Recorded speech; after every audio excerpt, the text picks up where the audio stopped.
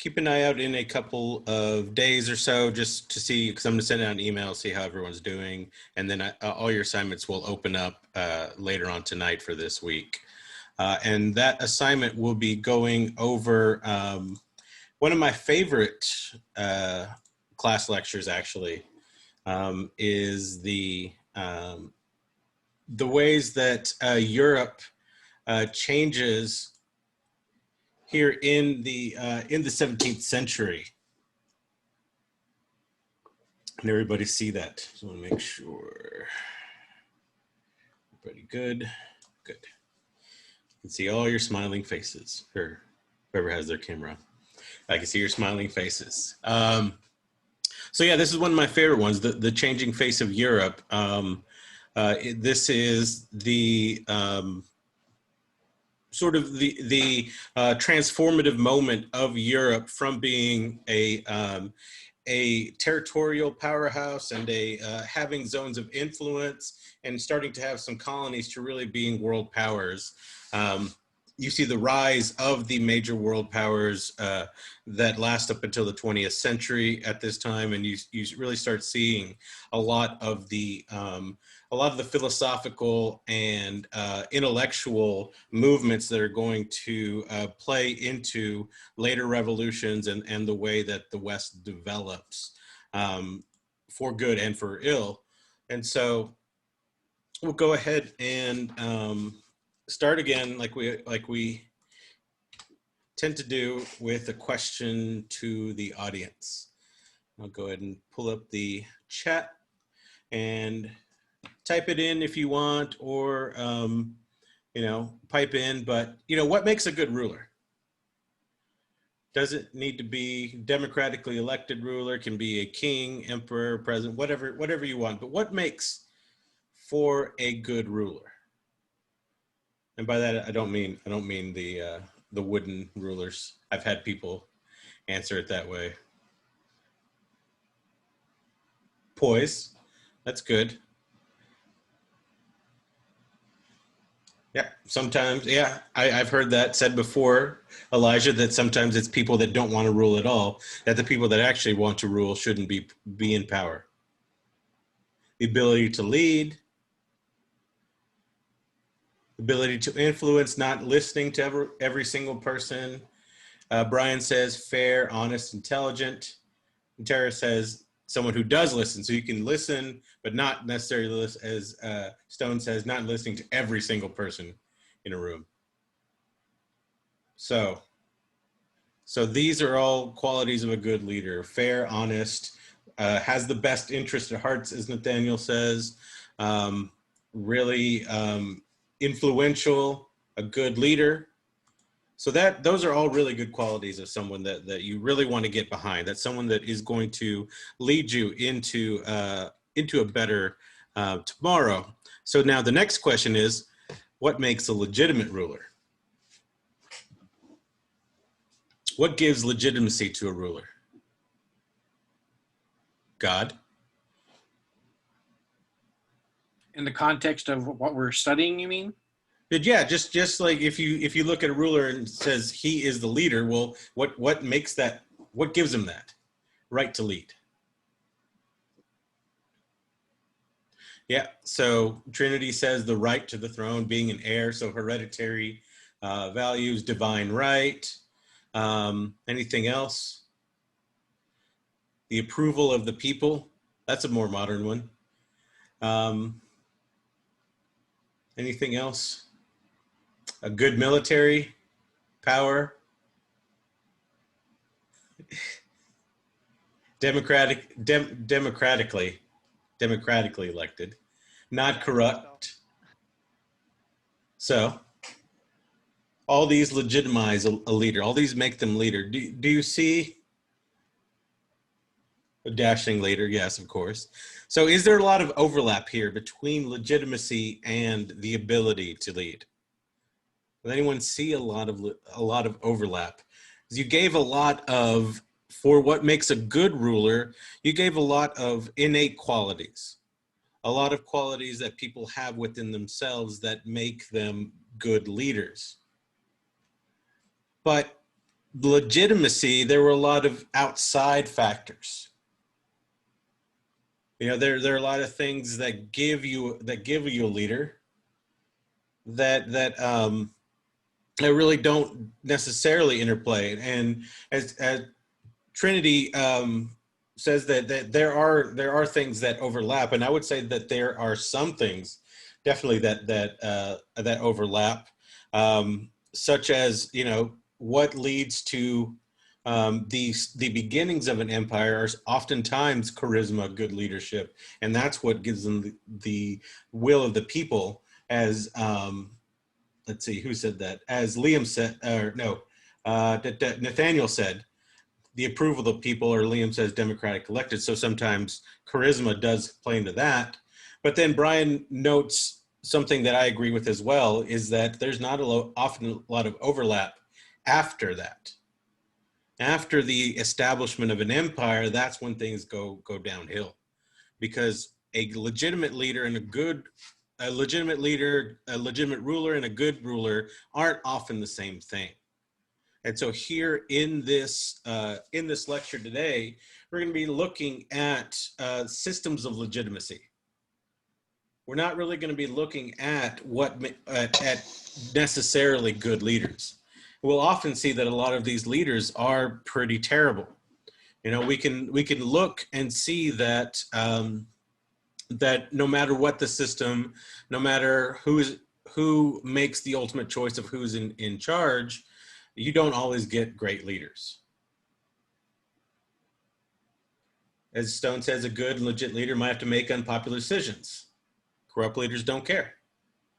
You know, yeah, and charisma, as Liam says, was one of the reasons JFK won over Richard Nixon, especially if you watched the televised debates back when debates were debates. You know, yeah, there was also fame among JFK. So like I said, so these things, these different systems, these different innate qualities don't often go hand in hand, but these systems make rulers. They don't necessarily make good rulers. And we're going to be looking at is these two systems of absolutism and constitutionalism, and see how they play a role in legitimizing rule, not necessarily making it good rule. And so here is Europe in the 16th century, in the middle of the 1500s. You have the beginnings of an entire France. You see the Papal States and southern Italy beginning to take the southern Italian states beginning to create modern day Italy, Spain controlling all of the Iberian Peninsula, and England, Ireland, and Scotland still being separate. So this isn't the Europe that that we know of today, but it is a Europe that's much more that's much more familiar to us. It's not all of these small empires. It's not all of these small kingdoms. It is beginning to see much bigger empires in the beginning of nation states. So we'll be looking today at absolutism and constitutionalism. Absolutism basically means just that. You have an absolute power. There's someone in charge that has absolute power. You have, and the two countries that we're going to be looking at during this time are Spain and France. And under absolutism, you have, under constitutionalism, you have England. So Spain, France, and England are the three main kingdoms that we're going to be looking at. They're the three main powers in Europe at this time, and they'll be the ones that are most important. Under absolutism, we'll look at the power being in the monarch, and while some Well, some kingdoms might have a legislature. They might have a council or something that that is supposed to be there to check the king or to advise the king. Usually, they're pretty weak. You know, the power is mainly in the monarch. Absolute power resides in the monarch. Well, meanwhile, in constitutionalism, you have split power. Power, it does not reside just in one person. Power resides in resides in a continued balance between different groups. In England, we have the monarch and the legislature or parliament. So constitutionalism basically has the you know, the driving force within its name, that of the Constitution, where you have these split power actually laid out and formalized in the creation of the government.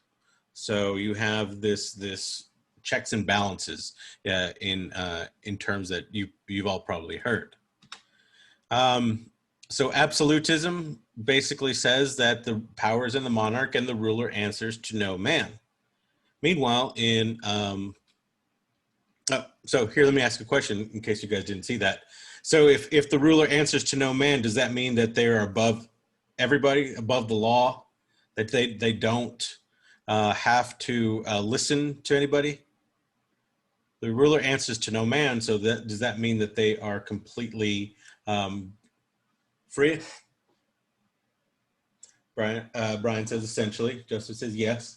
And yeah, basically they answer to no man, but they do have to respect God. These absolute powers come from God and nature, and so they must respect God and nature. Meanwhile, in constitutionalism, the law applies to all, and the rule lies in a contract. So real quick, I want to ask a question, see who knows this. What does it mean to respect nature in this sense? How much do you respect nature in an absolute government?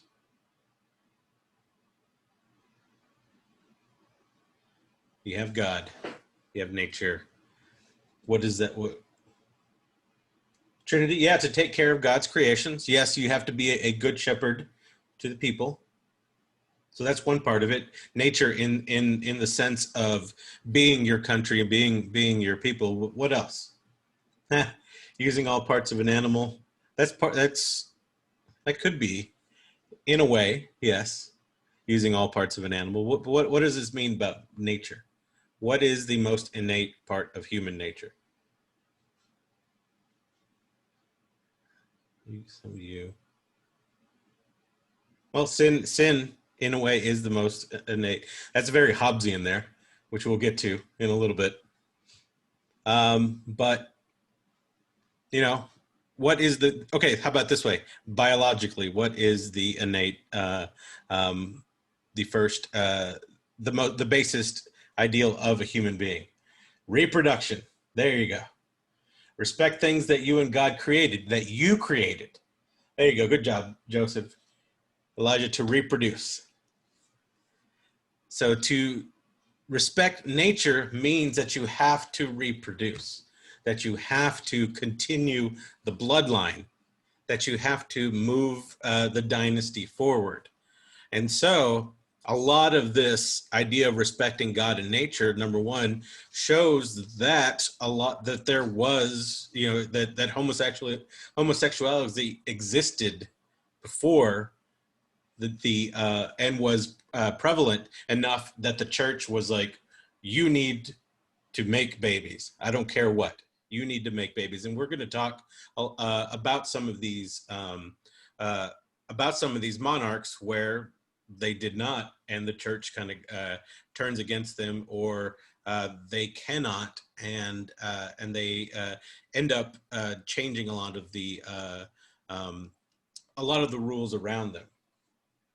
Yes, Elijah. Some of them, there were several, especially especially in times when people weren't checking up on you 24/7 as a monarch. Um, there, there were often times where the monarch would basically never live with their spouse. Oftentimes their spouse would live in a different country or different city. And so you basically could pretend to respect God and nature by visiting your wife every now and then, having a child, and then doing whatever you wanted to do.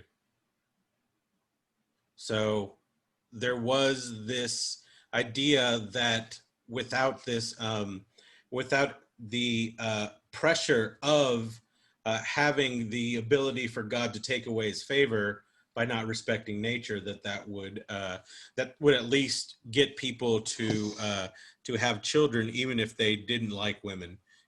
You know, at least they could do that for their power. So yeah, there were gay monarchs um, throughout European history. And so that's what nature means. Whenever you read some of those old texts and they're talking about nature, it is not just about taking care of the natural earth of the things that were created.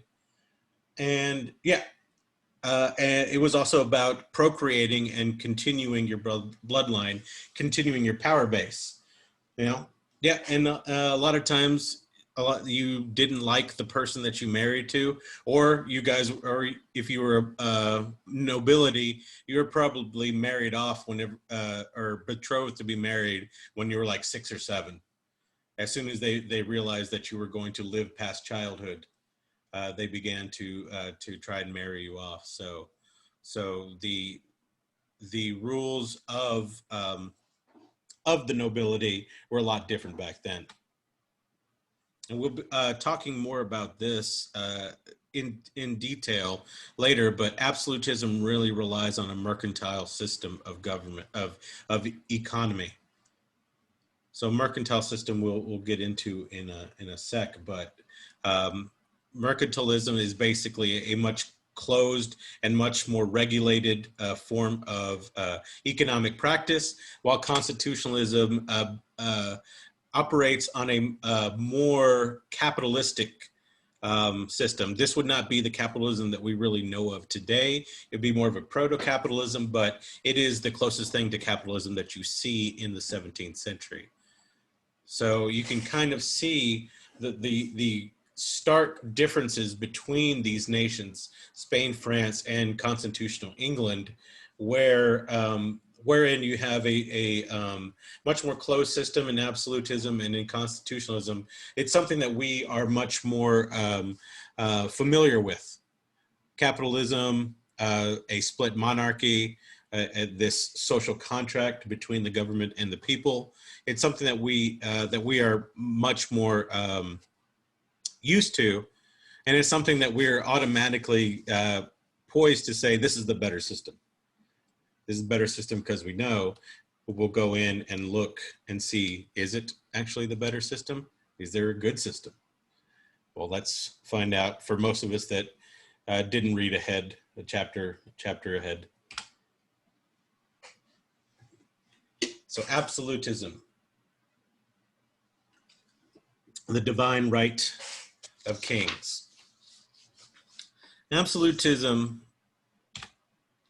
basically has its origins in 4 different methods. 3 of them are here. Number 1 is this divine right that you see here. I believe that is Charles there being given the throne, being given the crown by God. I really love this painting, especially in its complete form, because it kind of reminds me of a Monty Python painting where there's just this giant hand reaching out from the sky and showering the king with the crown. Just this, and the king looks pretty shocked to be to be given this idea. But basically, the origin of absolutism comes from this from the tight grip that religion has on people, especially as we are moving into the era of Protestantism and Catholicism being separate. At this time, once Protestantism is here to stay, then the Catholic Church really puts on this idea of a king having this divine right. It is something that has gone back all the way to the Roman Empire, all the way back to even before that. So this idea that there is a divine force that gives kings the power. The second one is this religious authority. Here is an image. Can anybody guess who this guy is? Sorry to ruin it for everyone, but I believe it's supposed to be Jesus Christ. That is supposed to be Jesus. Because Jesus is the King of Kings. And so during the Byzantine times and moving into the Renaissance, there became this idea of emphasizing that kingliness.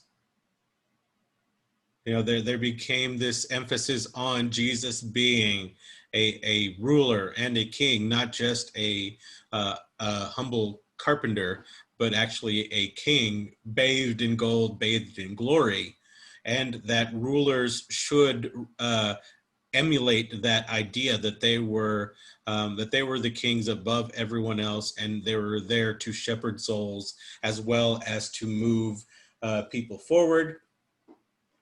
So the church is really ramping up this idea. The new monarchs are really buying into this idea. And so religion and the need for strong leaders, gives this authority. And then of course there's the historical bent. As Brian said, the Romans believed that they were divine. The Romans believed that they had divineness within them. And that goes all the way back to the Caesars. Especially Julius Caesar. So there is this historical precedence for having a strong leader, a strong central figure that leads people forward. And that's really what every European nation wants to do. Every European nation has at least part of their origins within Rome. Yes, Augustus literally means majestic. So Augustus Caesar, the majestic Caesar. So these ideals of Rome, this want to have one strong person in charge that moves the entire world forward is what these absolute monarchs want. So even though, the idea of a single Roman leader is actually very, very seldom happening in Rome, Rome actually oftentimes has more than one ruler, has multiple rulers. Oops, the wrong button. Has multiple rulers, and you don't always have a strong Caesar, but that's what historians love. That's what absolute kings love, and that's what they want, is to have a Caesar. So any questions about these three things, about the divine right, or having a strong godly leader, or the Roman ideal of a Caesar? So these are some of the reasons to have an absolute ruler, but my favorite one, oops, let me get out of there. My favorite one is this idea from I forgot to put things on here. Is from actually I'll deal with it. Thomas Hobbes. And Thomas Hobbes was a philosopher that really influenced a lot of thought, because he really talked about the state of nature. He talked about the way that nature, the way that human beings were once in a state of natural savagery. He talked about the way that human beings, way back, even without really knowing what what that idea was, we were once savages at one point. You know, this is a very oversimplification of the way the word, but what Thomas Hobbes says is that we were once in this sort of state of savagery, and we continue to build up our civilizations out of this savagery. And Thomas Hobbes actually has a very pessimistic view of human nature. He's Liam, that was that was Thoreau that stayed in the cabin for 5 years alone. But Hobbes basically noted that human beings, when left to their own devices, would go back to the state of nature.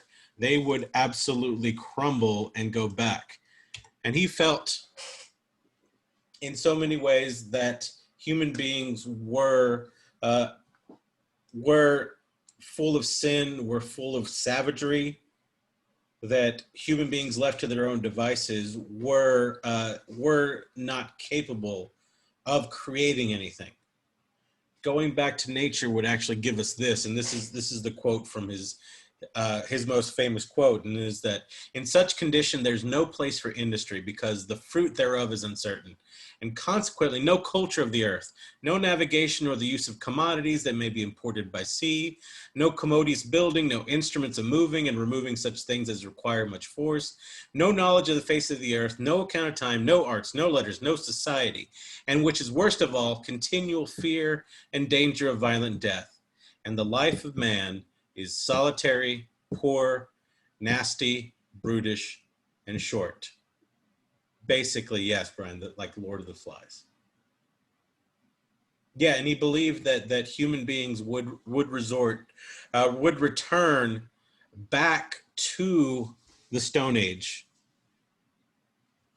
And you know, you're looking at Thomas Hobbes, looking at a very biased view of history, that everything's progressing forward, everything's moving up, that everything that came before it is very poor and nasty and brutish, even though nowadays in the 20th century that we see that even smaller villages, smaller cultures, going all the way in, looking at Africa, that even they have communal living, they have societies that might even mimic our own, might be even much more peaceful than our own.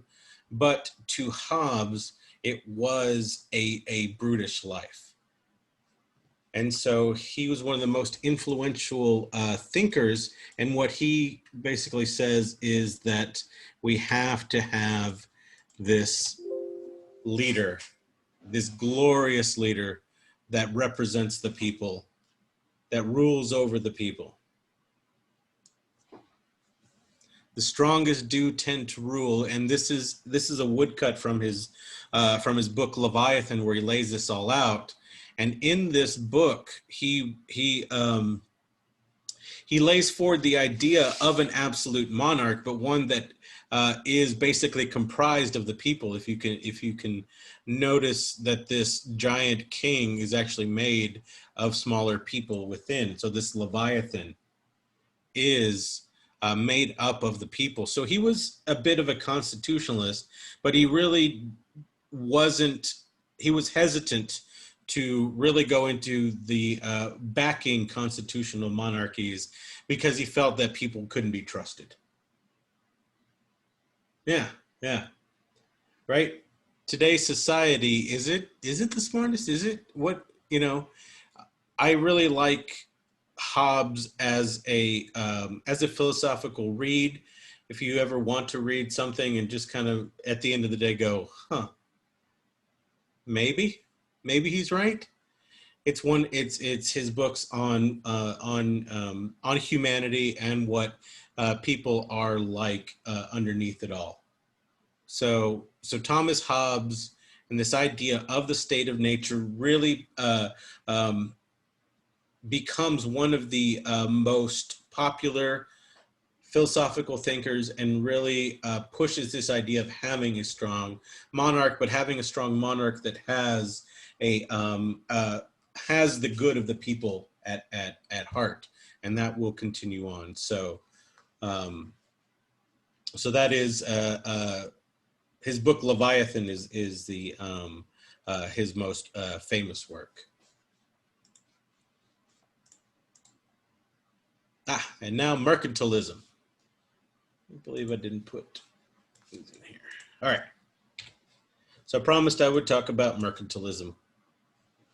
So if you have a strong central government, if you have a very closed system, then your economic system is going to be just as closed and just as strong as well, however. And this is where mercantilism comes from. So mercantilism is this system where there are three main tenets. Number one, wealth is finite. Wealth can end.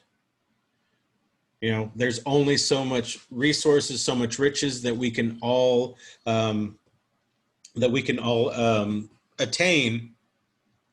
So there is finite. There are finite resources. Wealth is finite. Number two, wealth equals power. So the more wealth you have, the more power you have. The richer you are, the more powerful you are. So if wealth is finite and wealth equals power, what does that make power?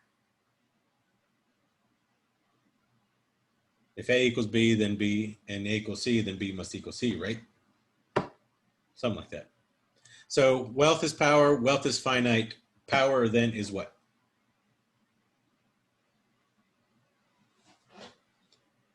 Power is also finite? Power is also finite. Yeah.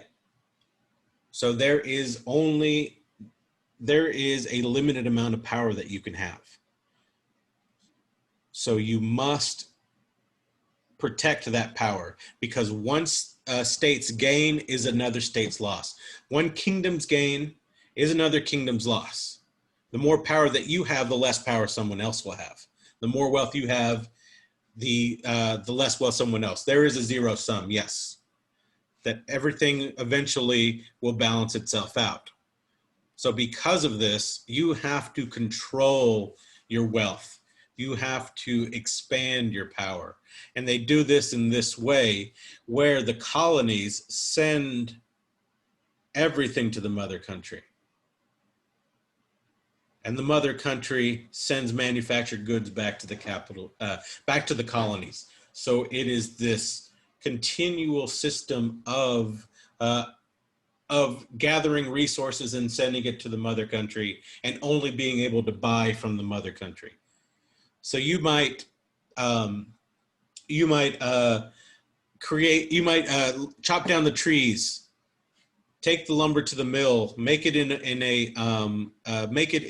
2x4s, but then you have to send all that to the mother country, and they will make the chair there and send it back. And you'll only buy from the motherland.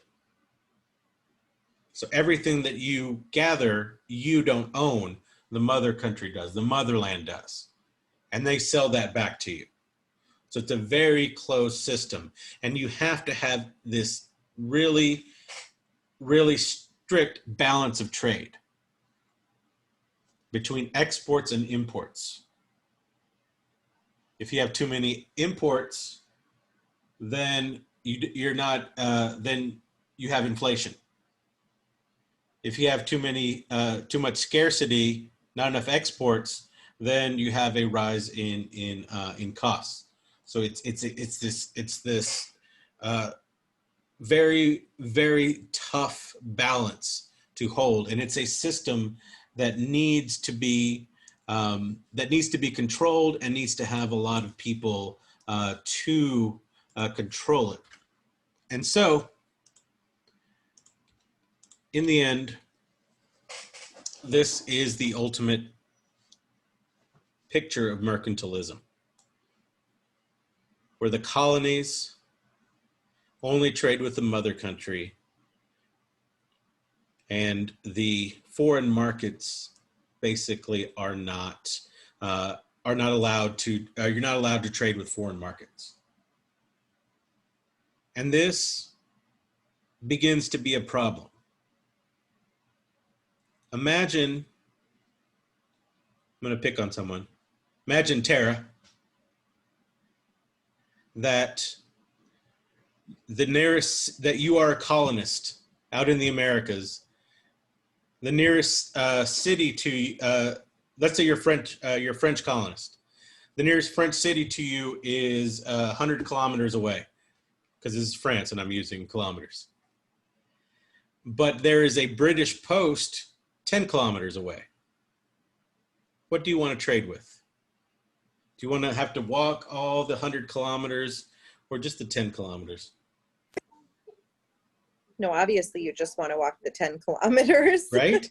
Right? You just want to do the 10, but the king, whoever the king is out there, says, no, you can't. You can only trade with your fellow Frenchmen. And that's the downfall of mercantilism. Because foreign markets, foreign trade are discouraged, and often discouraged by law. And so it is up to the individual to sacrifice time and energy of themselves to make more money for the motherland. And Liam is absolutely right there. What they don't know won't hurt them. And so you begin to see a lot of black markets. You begin to see a lot of illicit trade happening between different cities, and you start seeing the mother countries begin to crack down on this, and that begins part of the resentment towards them that we'll talk about more next week. But mercantilism is a very old-fashioned system.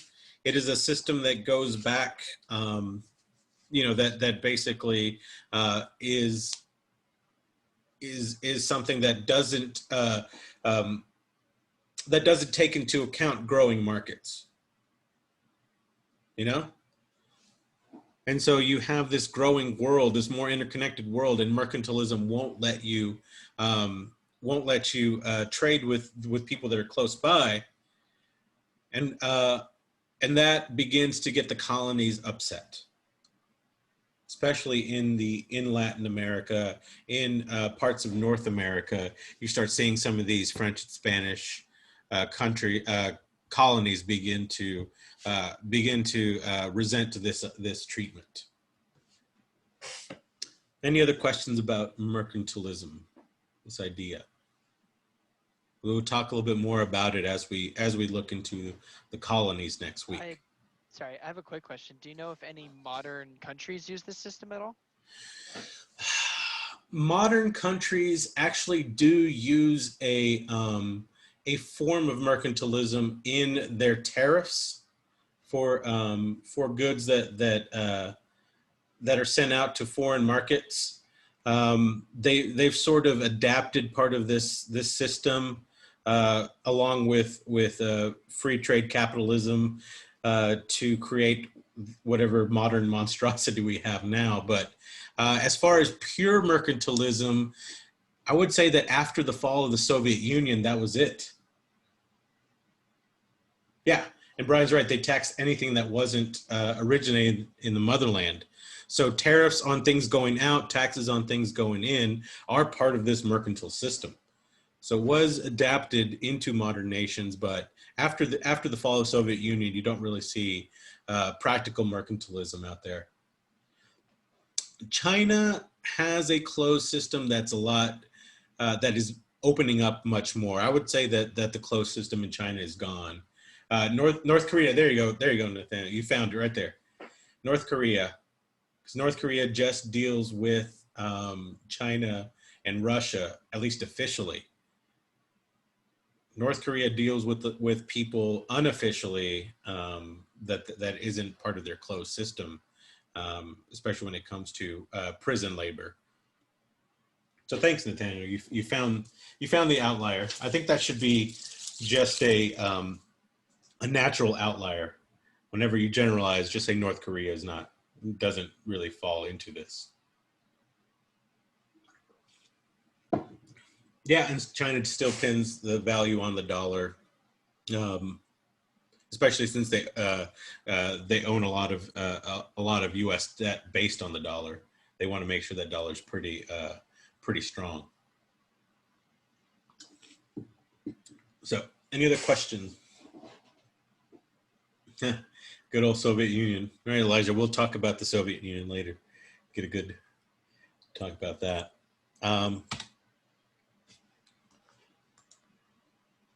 Right, so those are the overall systems of absolutism. The idea of a strong monarch, the idea of a closed system, are the overall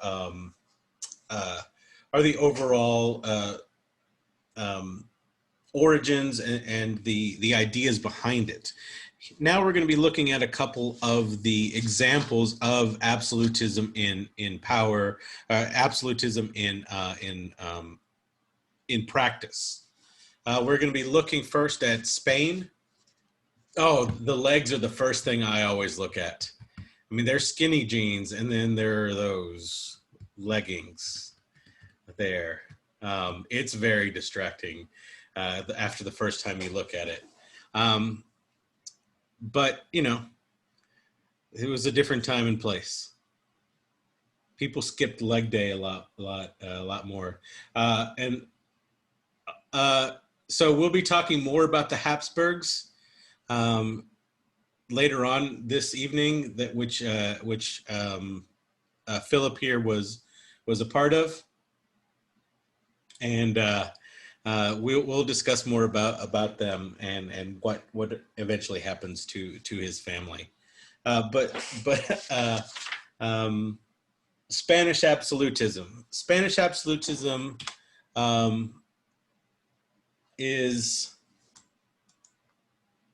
begins with Charles V. Right, wrong one. That's my favorite candy bar. If anyone ever finds this candy bar at a market, this is the best candy bar. Carlo V is the first Holy Roman Emperor, King of Spain combo. He's one of the he's one that started a lot of the colonies in Latin America. He's very well beloved, and so they made a candy bar that you can find in yeah, it's like a Snickers bar, but I think it's more like a Hershey's bar, but gooier and the chocolate's better quality. But yeah, he's so well loved in Latin America that they have a candy bar named after him.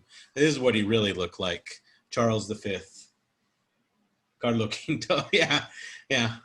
It was a weird flex, but at one point he is the most powerful man in the world, because this is what he commands. He commands most of the Iberian Peninsula. Under the crown of Castile and Aragon. Under the crown of Aragon, he actually controls Sardinia, Sicily. Just don't tell the Sicilians, and most of the southern Italian peninsula. He also is king of the Indies, of the West Indies, of what is now North and South America, and he controls the Habsburg Netherlands. So he rules over the Dutch at one point in his reign. So this is his entirety of his power. Because of all the gold and silver that's coming in from the Americas, he is the richest man in the world, most powerful, the King of Spain and the Holy Roman Empire, King of the Indies, and Lord of the Netherlands. But he doesn't always have the best interest of his people at heart. Whenever he comes in to power, he's not very popular because he's actually from this land here. He's Flemish, so he's born in what is now Belgium, in Flanders. and he comes in and basically puts all his men in charge, gets rid of the nobility that was already there, gets rid of people that were in charge there, and nobody really likes him. And you have rebellions beginning basically within 5 years of him taking over. You start seeing rebellions that he puts to rest harshly, and then afterwards begins to make amends with the people, begins to rule a lot more judiciously, begins to put Spanish nobility back in charge, puts in a much more centralized government, and basically makes amends of the people. And this is why the people begin to love him. They also begin to love him because he expands the territory as well, gets in more people. He comes into power in 1517, which is the same year that you have Martin Luther beginning his disagreement with the church that leads to the rise of Protestantism. The end of the rebellions in 1521 coincide with the fall of the Aztec Empire. So he gets money and goods from there. And then into his reign, he also resides over the conquest of the Incas. So all these goods, all these riches are coming into Spain. And so he shares some of the wealth with the people, and that makes the people happy. The people become a lot more happy with him whenever he starts sharing some of this power. Towards the end of his life in 1556, he's going to abdicate the throne and give it over to his son, Philip II. And he will centralize power. He will take much more control of Spain. But one of the things that Carlos V does is actually splits the throne of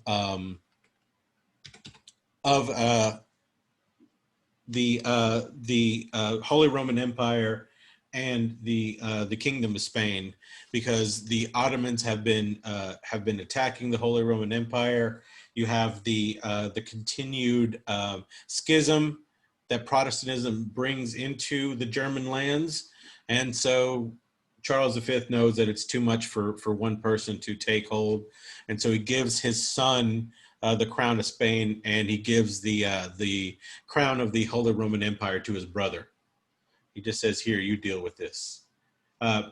He abdicates the throne to Philip, his son Philip, and basically lives the last 10 years of his life as a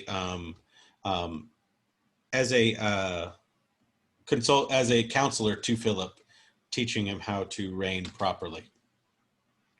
Now, under Philip, you're going to see a continued expansion of Spanish power, especially with the conquest of Portugal.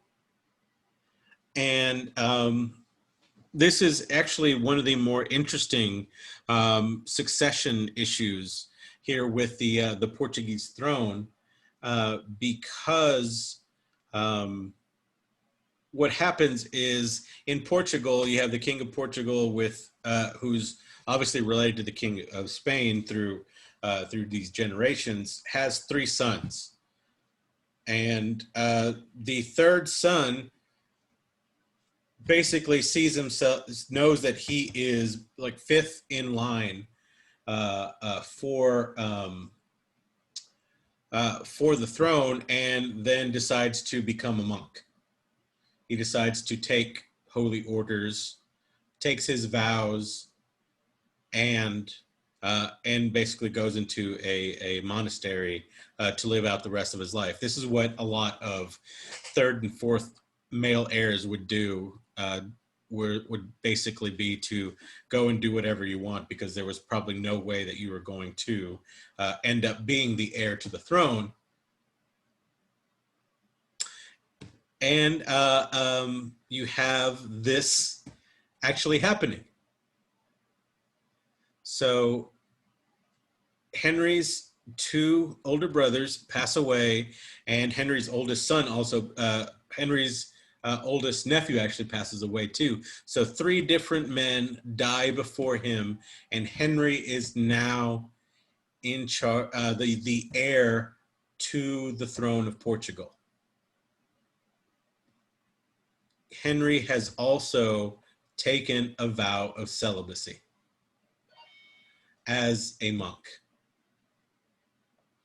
So what does that vow of celibacy mean to Henry?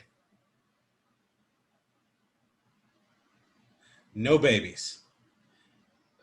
He cannot have children. No, he cannot have an heir. Well, I mean, he could just give up his, he could just disavow that oath to God, right? Right? No, no, no. Irfan, you're absolutely correct. No. No. Remember, absolute monarch answers to no man, but must answer to God and nature. And in this regard, God and nature are basically saying he can't be king. And through the fact that Philip II is like a second cousin, first removed or something like that, something weird like that to the Portuguese king. The Pope basically says, you are now the king of Portugal. The Pope intercedes and says, this guy is one of the most powerful persons in the world.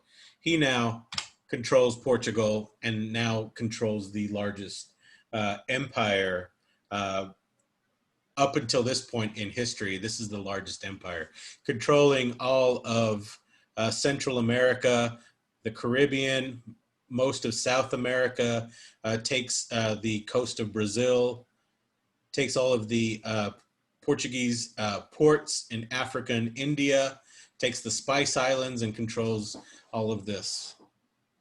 So now Philip II is the most powerful man in the world here. And after this guy, Philip II, marries Queen Mary of England. The Pope has now a Catholic queen in England and a Catholic king in Spain. So the 2 most powerful empires in the world are Catholic. But then Mary is imprisoned and killed by her sister, Elizabeth. Elizabeth takes the throne, and Philip II plans to invade England,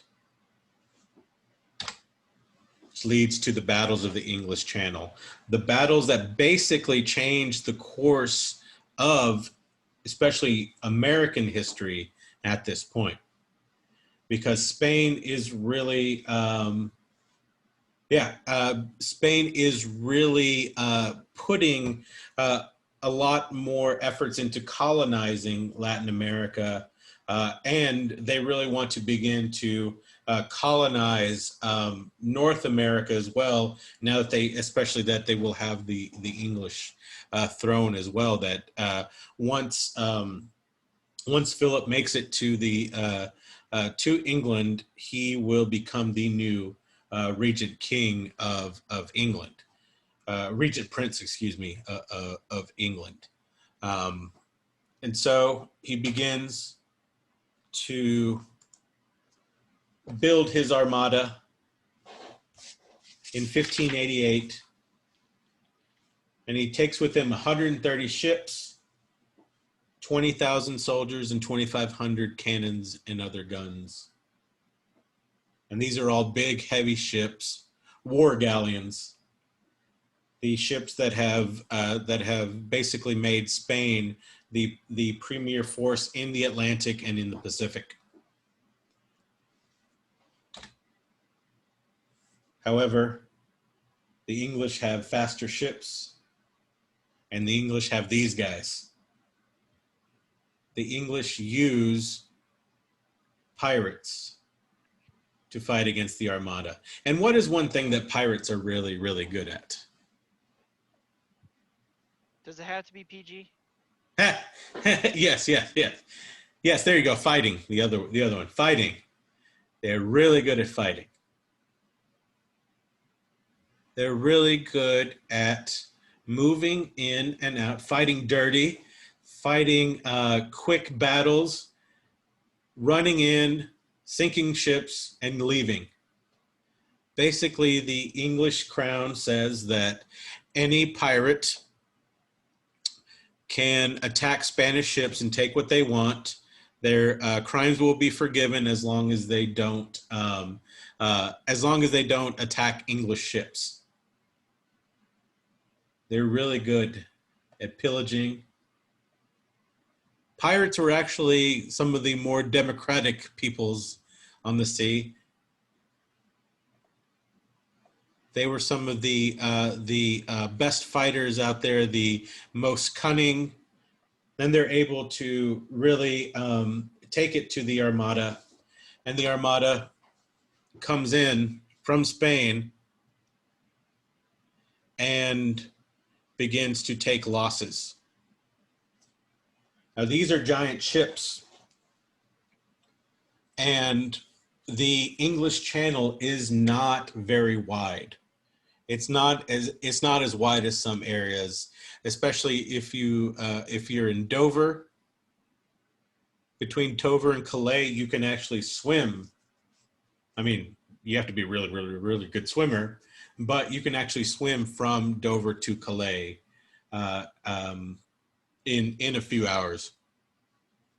So it's not a very wide channel, and you have these giant ships that take a lot of effort to turn around. And so they're being defeated, and instead of being able to land, instead of being able to maneuver, they just have to keep going. They go from battle to battle to battle to battle and are constantly defeated. They wanted to land here near Hastings or Portsmouth and then make it up into London and quickly take over. But they couldn't because they were constantly defeated. And so in the end, they're driven up to the North Atlantic, and they have to come back around Ireland. And when they come back around Ireland, they get hit by a typhoon. They get hit by a typhoon, and Liam put a interesting fact there. And yes, we'll get into that next week. The Armada is hit by a typhoon, and only half of the Armada survives. So out of the 130, you have maybe 65 to 70 ships that survive. Typhoon sinks most of them. A lot of them make it to the Irish coast, and you do have some stories of Irish, the fact that Irish didn't have black hair, and there weren't very many darker skinned Irish until after the Armada battle. But then also there's stories of Irish seeing the Armada forces landing in Ireland and thinking they were being invaded, and going out and attacking and killing the survivors of the Armada. So after this, basically, the Spanish are no longer in control of anything. The Dutch are going to rebel. The Portuguese are going to rebel as well, and the Spanish economy slows down and becomes weaker. All the money that they spent on the Armada, all the money that they leveraged on this invasion of England, basically disappears. And so they have to, instead of continuing to expand their empire north and east, they have to stop the expansion and concentrate on mining and farming, and send all of this, all of the gold and all of the natural resources back to Spain in order to make money. You have this stagnation of their economy. They have the strongest military biggest empire, and it's not enough to keep their economy afloat. And so one of the reasons why all of this land on the east coast of the Americas is free of colonies is because the Spanish don't have enough people, don't have enough money, don't have enough ships to send more people to the Americas. Everything stagnates, and because of this, the Americas are, especially North America, is ripe for the English to take charge, and the English do, and the English begin to control the North Atlantic and begin to control the American colonies. So yeah, so this is, you know, this Armada battle, this change in the affairs of Spain and England basically flips everything on their head, and England is now in charge. The reason why the Americas are pretty quickly English is because Spain no longer is a powerful force in world events. We'll be looking a little bit at Spain later on this semester, but for the most part, after this, Spain has no real power in world affairs. Any questions about the fall of the Spanish?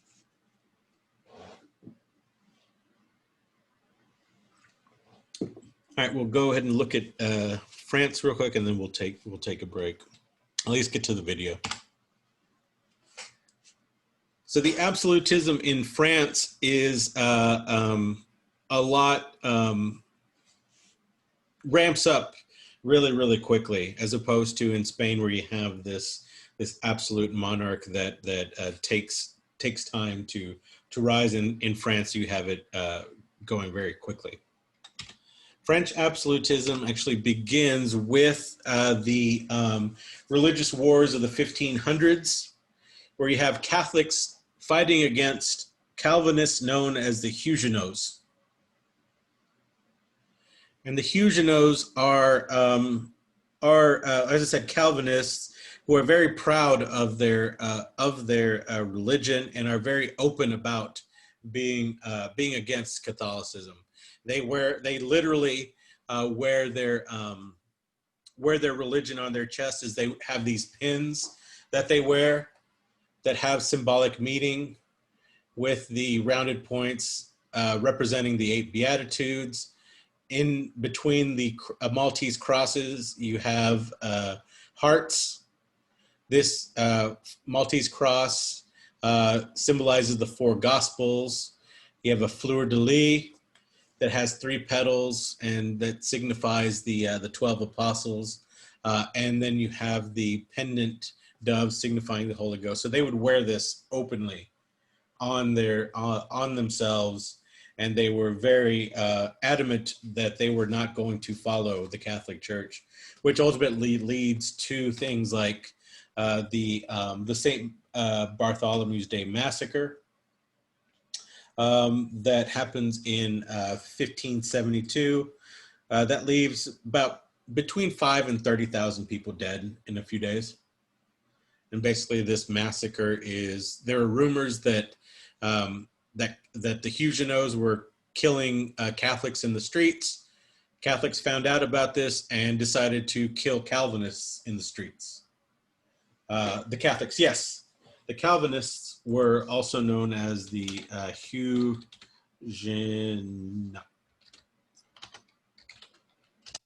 There you go.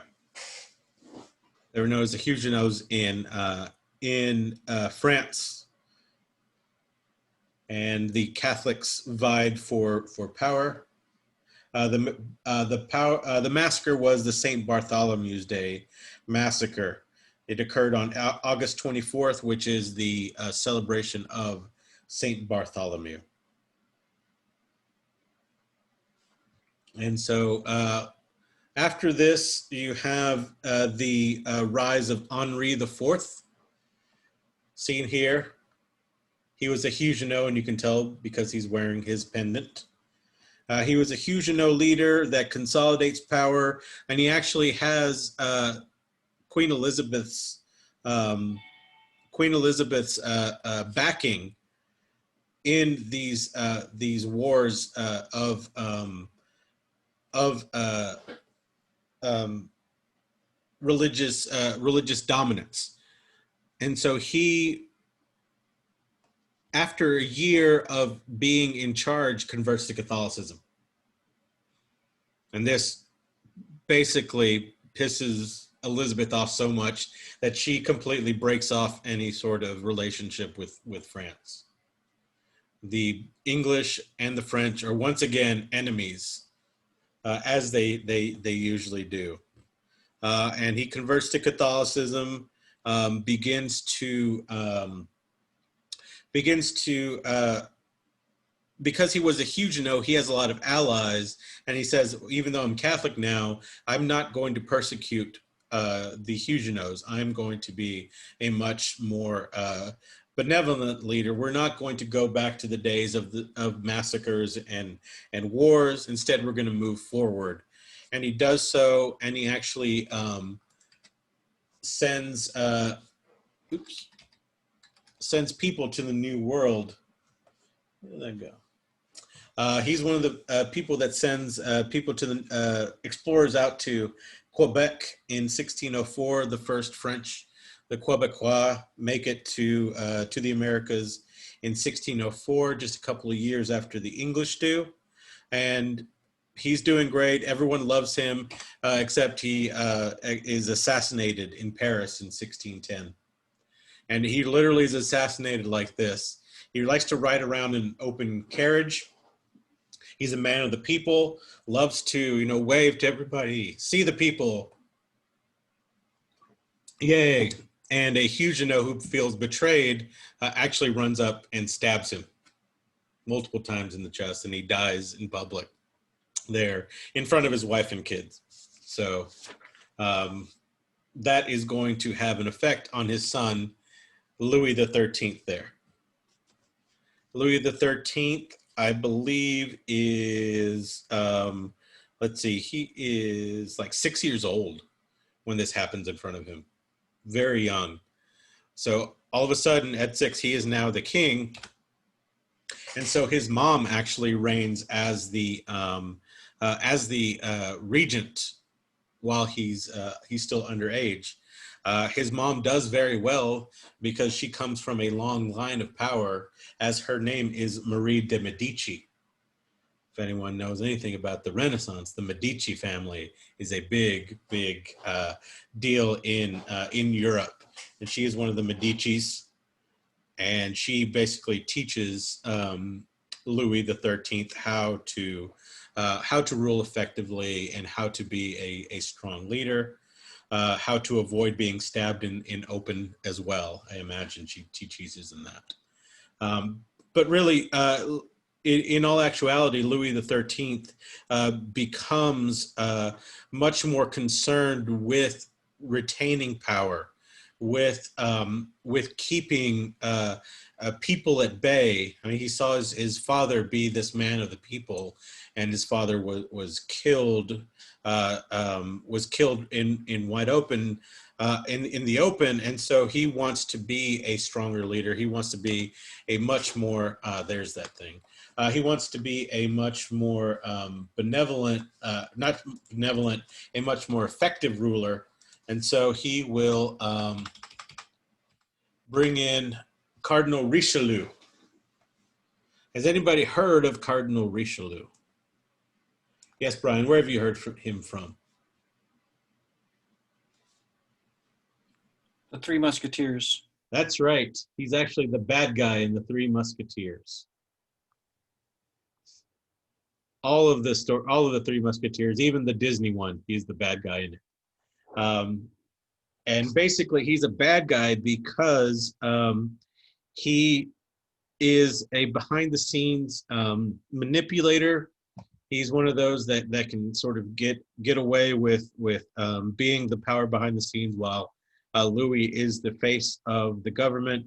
He convinces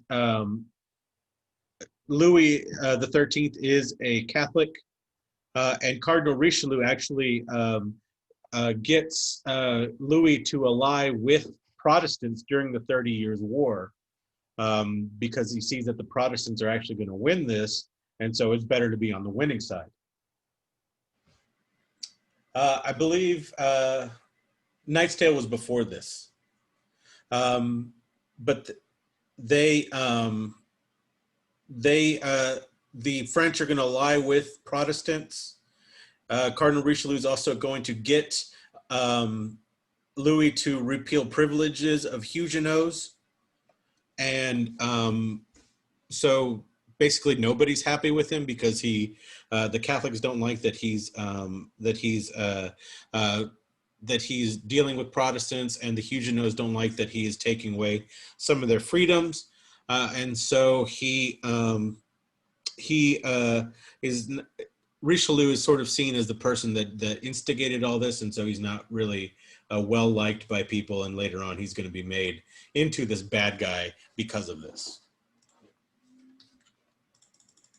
And so the last thing I'll say about Louis before we move to his son Louis is that he is the first to send permanent colonists to the Americas, and he sends people up into Canada and what is now Maine in the United States, to this place known as Acadia.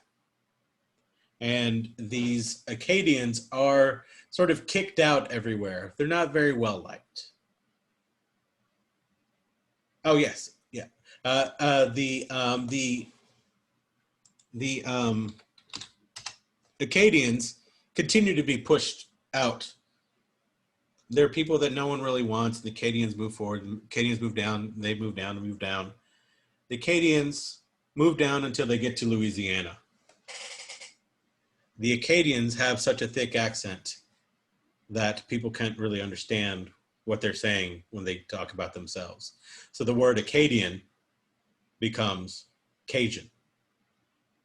And so these first people that Louis XIII sent out eventually become the Cajun people of Louisiana, kicked out of every other place, finally making themselves home in Louisiana and giving us some very fine cuisine throughout the world. And so that is one of those fun tidbits about this era, is that this is where Cajun food comes from. Cajun music, yes, comes from France, and begins in the early 1600s. So after in 1642, both Richelieu and Louis XIII will die, and this begins the march towards absolute monarchy, where you have Louis XIV, the Sun King, known as the Sun King for his outlandishness, for his brazenness, for his ability to take command and basically not care what anyone thinks. He's known as the Sun King, and his most famous saying is "L'État c'est moi," or "The state is I. I am the state." He is the absolute monarch. He continues the work of his father, but he continues to spend a lot of money, and that eventually leads to a rebellion known as the Fronde. And this rebellion ends up, he's actually deposed for a while, and then infighting among the rebels actually makes it so the Fronde fails. But this basically gives Louis this idea that only an absolute monarch can keep peace. And so he becomes this absolute monarch, and he begins to build a fantastic palace outside of Paris, the palace known as Versailles. Now we'll go ahead and play this video, and then we'll take a break.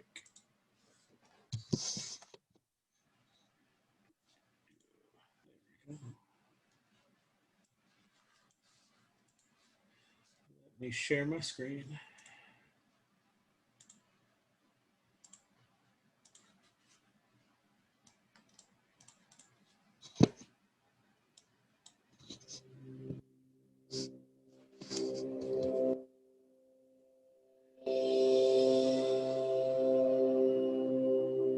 Versailles wasn't built in a day. It all began in 1629, when King Louis XIII had a hunting lodge built, replaced sometime later by a stone and brick chateau. King Louis XIV inherited this small chateau. In 1666, the sovereign embarked on major building work. Over 50 years, he continued to extend and transform what became Europe's largest chateau, the Palace of Versailles.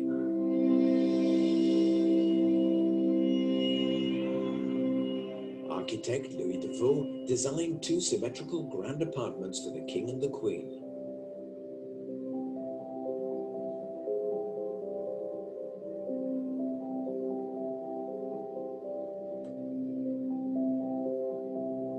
Louis XIV moved his government and court to Versailles. After a new program of works, Jules Hardouin Mansart replaced the terrace overlooking the grounds by the Hall of Mirrors, which became the court's main ceremonial reception room.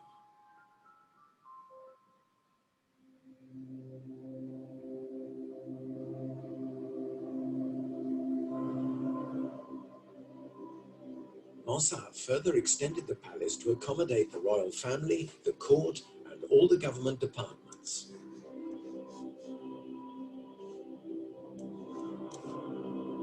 With the servants, the kitchen, and stable staff, close to 10,000 people were bustling about the palace.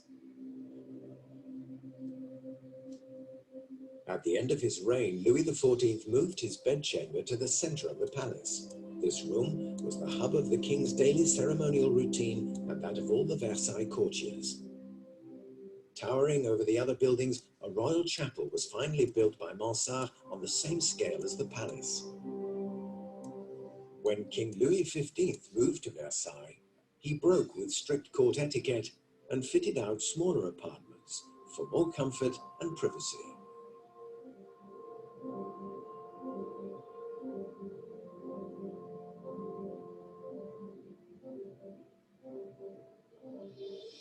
At the end of his reign, Louis XV built what the palace was missing, a real opera house.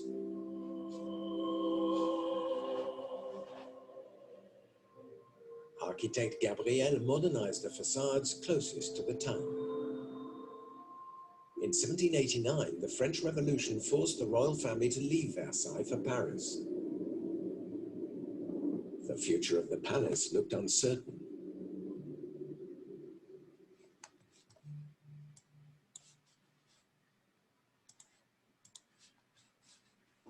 And you can actually take a tour, a virtual tour through Google. They have if you have like an Oculus or some sort of VR headset, you can actually walk through Versailles using Google Maps, which is actually really cool.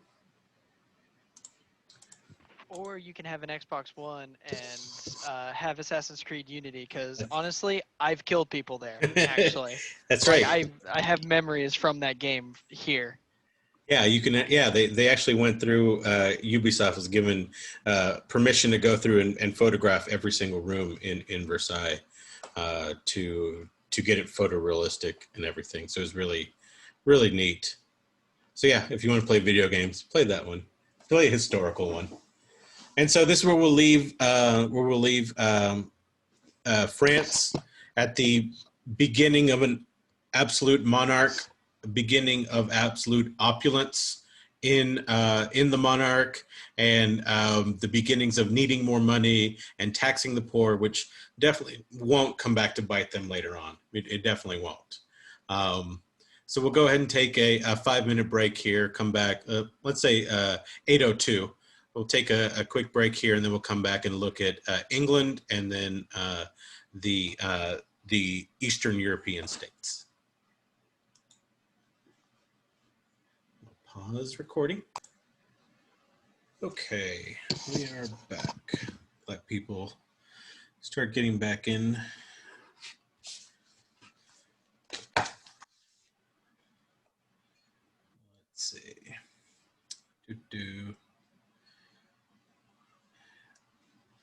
All right, share screen. Okay. So So let me start here. Now we're going to look at England during this whole time period that we were just looking at.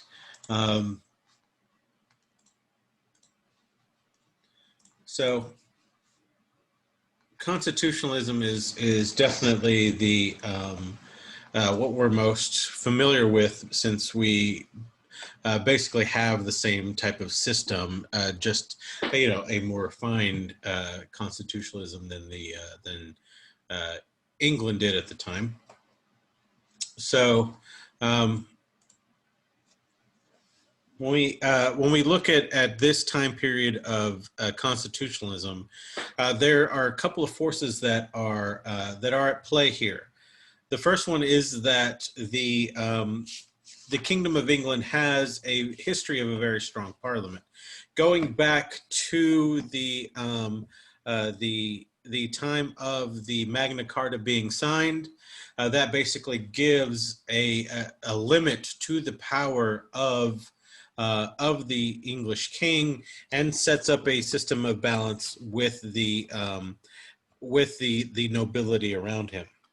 However, at this time, you also have a very popular king. You have you have Henry VIII, who especially towards the end of his reign, is incredibly popular.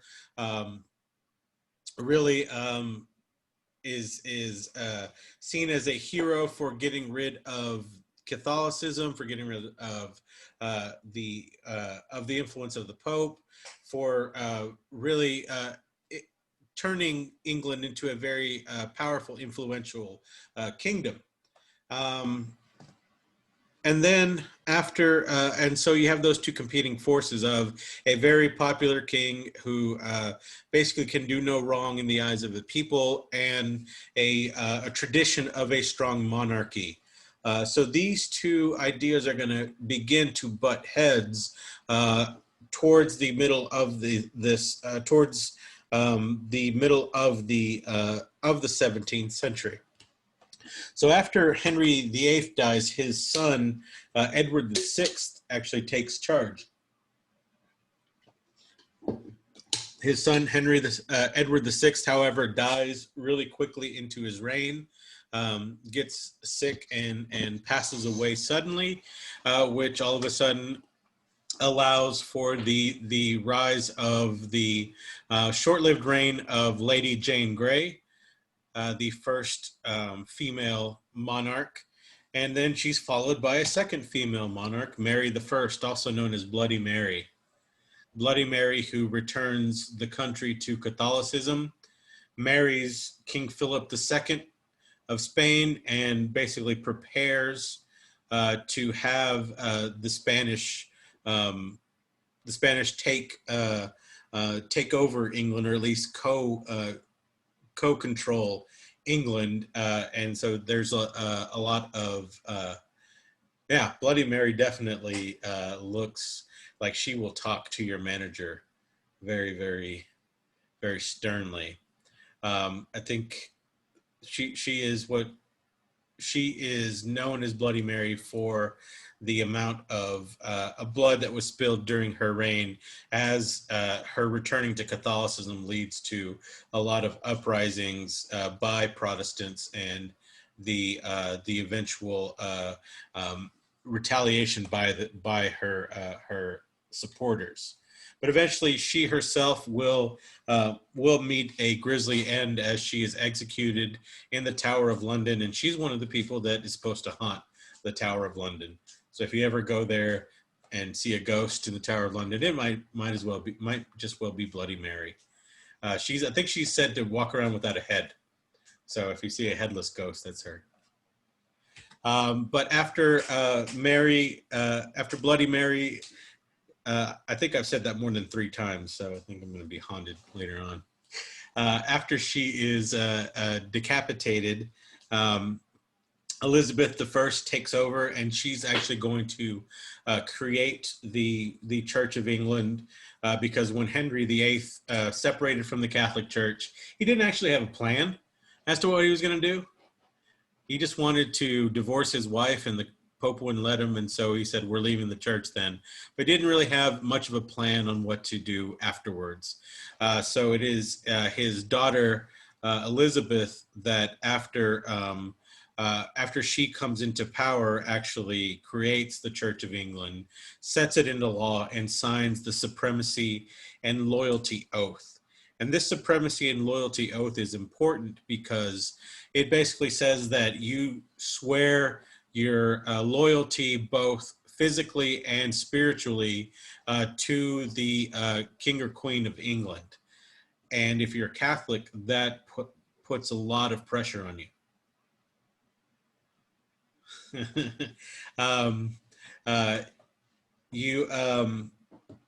You know, if you're a Catholic, you can either lie and say, "Sure, I swear this."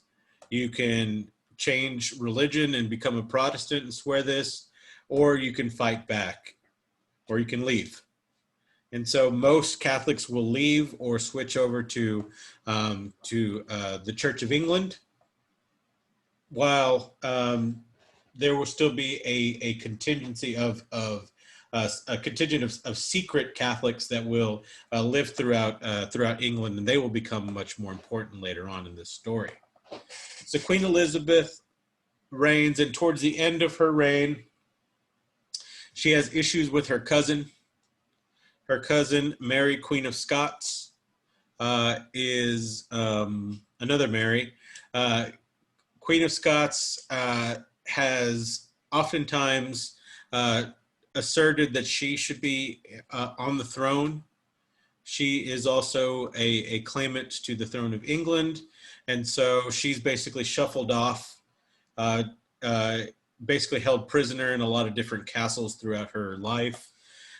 She marries and has a son, and her son is basically taken away from infancy so that he won't grow up around a Catholic influence. And at one point, there is a plot by about a dozen Catholic noblemen, secret Catholic noblemen, to kidnap Mary, take her to London, put her on the throne, and kill everybody in the Tower of London. And basically, that's going to get everybody to stop being Protestant and become Catholic again. This foolhardy plot is snuffed out, and even though Mary, Queen of Scots, had nothing really to do with it, she is tried for treason because she communicated with some of the men, and is actually executed in the Tower of London. And hers is one of the one of the more tragic and bloody executions, as the executioner doesn't sharpen his blade enough, and it takes him a few tries to chop off her head, and everyone there is basically disgusted by this. Elizabeth is upset that this happened.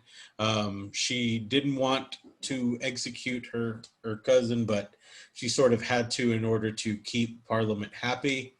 And she basically, after this, she goes into a depression, and she continues to have ill health until she dies. And the Virgin Queen, having no children, dies without an heir, and is actually her second nephew, Mary, Queen of Scots' son, James V of Scotland, who ascends the throne as James I of England. And so basically Mary, Queen of Scots, has her revenge in the end by having her son take over and become the new king of England. And so James Stewart, or as I like to call him, Jimmy Stewart, becomes the new king of England, and almost immediately begins to act a lot more leniently towards Catholic, relaxing some of the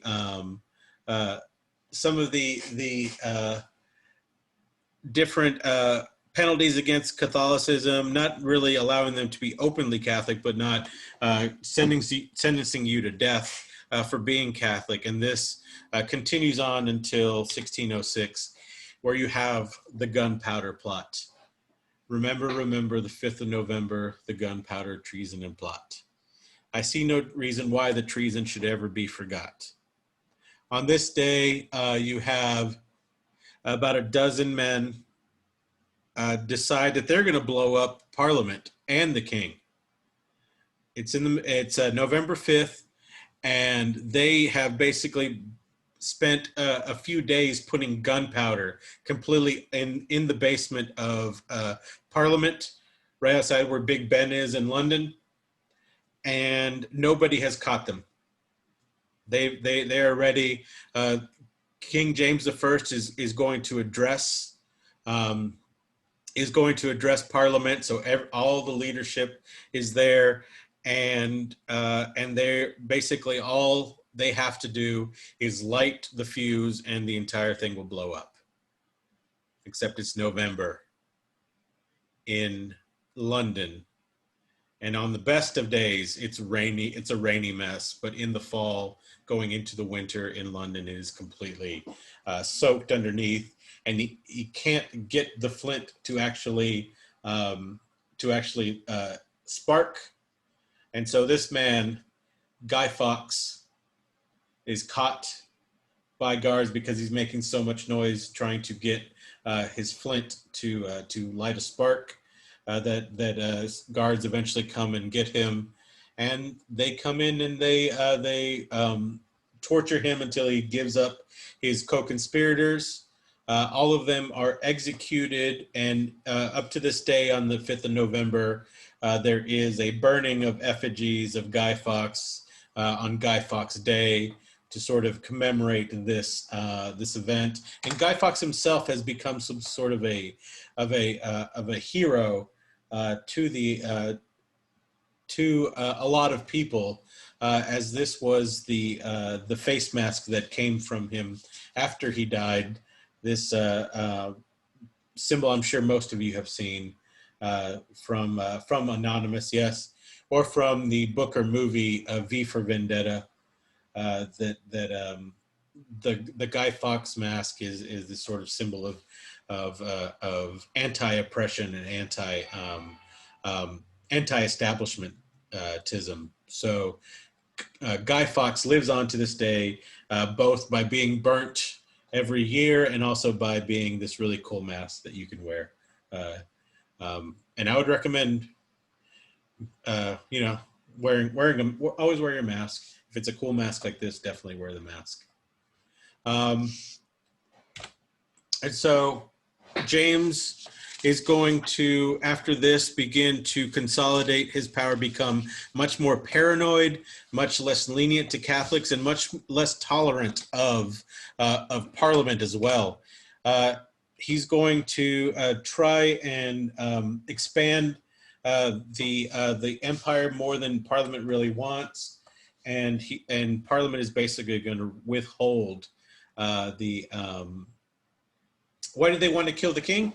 They wanted to kill the king because they saw him as the enemy, as the oppressor, and they felt that if they could spark anarchy by not only killing the king, but also by killing all of Parliament, that basically this would cause Catholics everywhere or a Catholic nation to come in and take over the seeds of chaos. So really, it's kind of funny to me, as far as historically speaking, that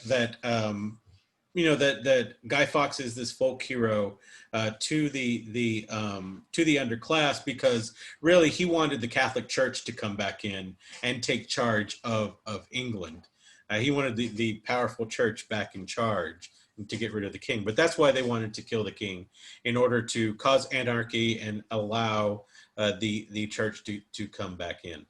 But the plan fails. James continues to butt heads with Parliament. They won't give him any money that he wants, because Parliament is in charge of the money, and he wants the money, and they won't give him the money.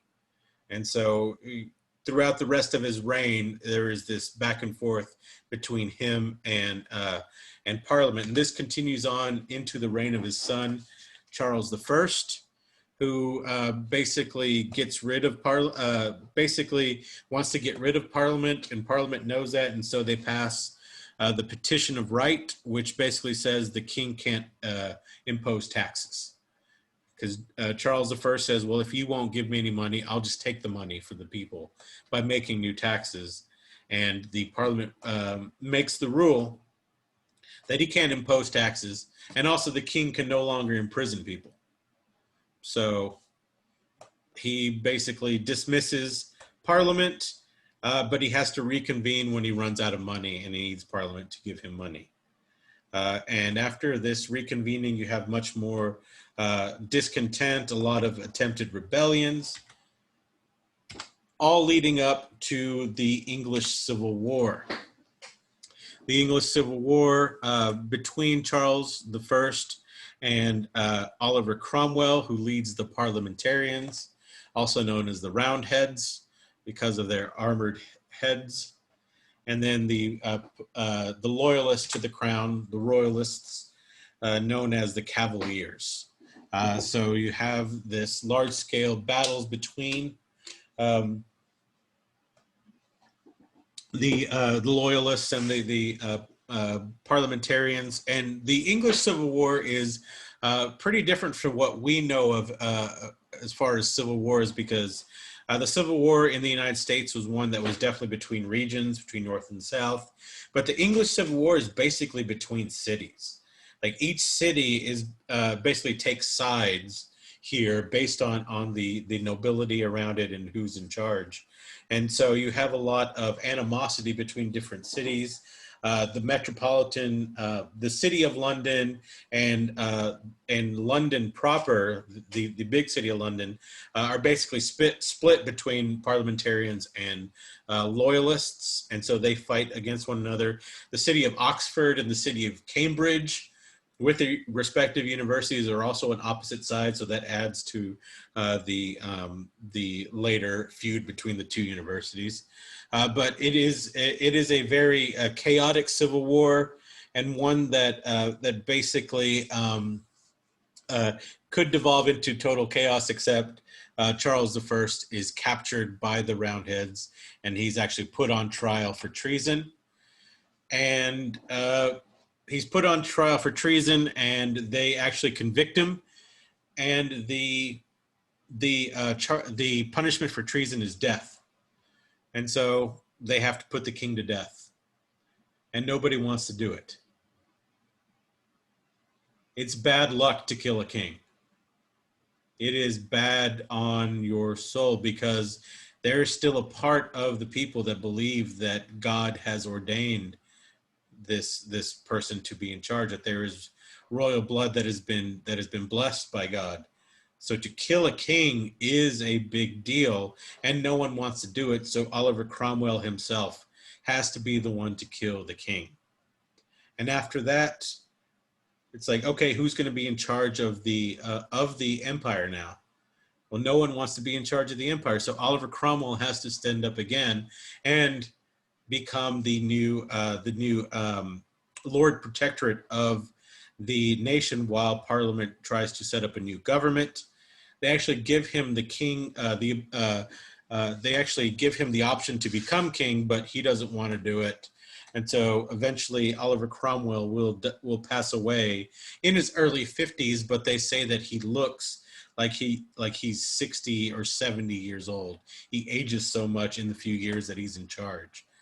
This is his death mask that is found in the National Gallery. And apparently his head was stolen and used as sort of a traveling prop by people, because he wasn't really well liked after he died. And we'll talk about why in a second, but his head becomes a curio and kind of gets lost by people, kind of like JFK's brain after he dies.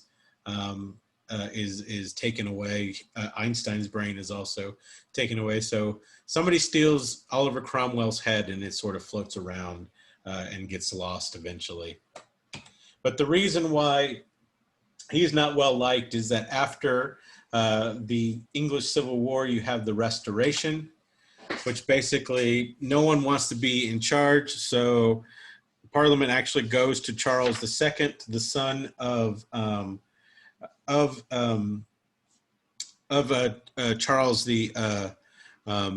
Charles I, and says, "Hey, do you want to be the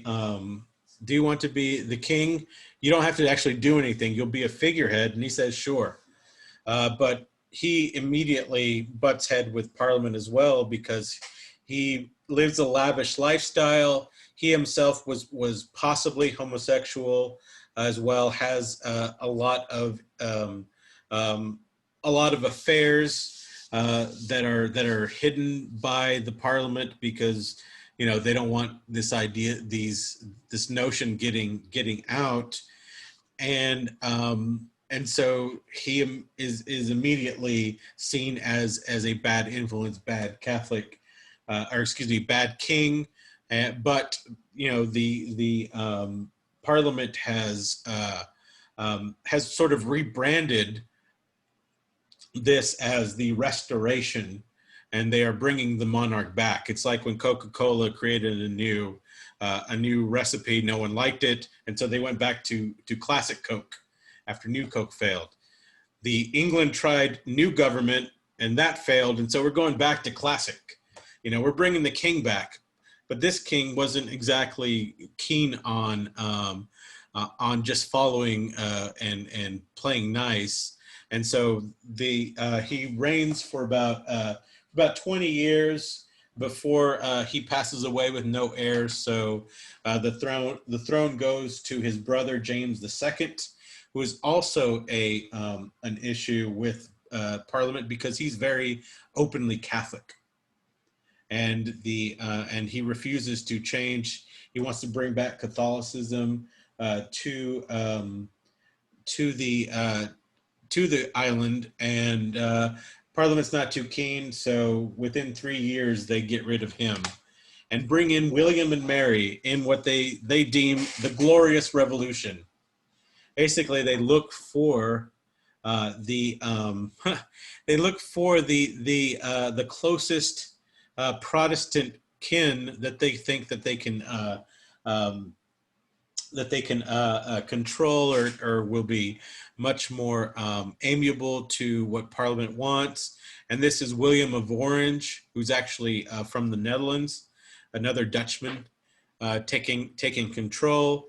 And then you have Queen Mary II, who is, I believe she's James II's sister, I believe, or daughter, I can't remember. But William and Mary rule together because you have a Protestant king and a direct line to the crown because of Mary. But as Joseph said, I just want you to note like the hair on these guys, from Charles II to James to William here. Even if it was a wig, whoever they got it, fantastic job on the hair there. So unfortunately, Mary passes away without heir as well, and so William can't remarry and have children, and so the throne goes to James's daughter. No, she's James's daughter, Queen Anne. And under Queen Anne, you have the return of her picture disappeared. You have the unification of Scotland and England, actually creating the United Kingdom. So in 1706, you now have the United Kingdom or Great Britain, and it's no longer England. Now you have Scotland and England and Wales united. And after the death of Anne, who also dies with no kids, you have the move from the House of Stuart to the House of Hanover, and Parliament really controls with the reign of George I. So we will leave it there with the reign of George I as we go into this new period.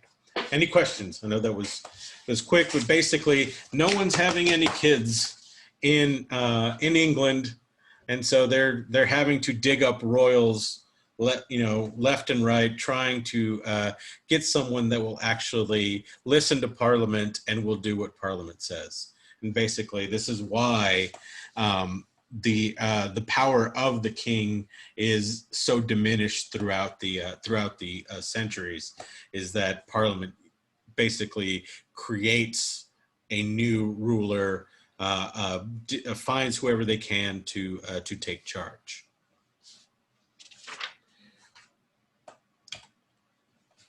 So while this is going on, while all of this chaos is happening while all of this chaos is happening in England, you also have the Enlightenment happening, the Western Age of Reason. You have the Enlightenment, which is a continuation of the Renaissance move to basically look at the world, the universe, and what human beings are. They continue to talk about and think about what human beings are, what it means to rule, what it means to be human, what it means to be a creation of God.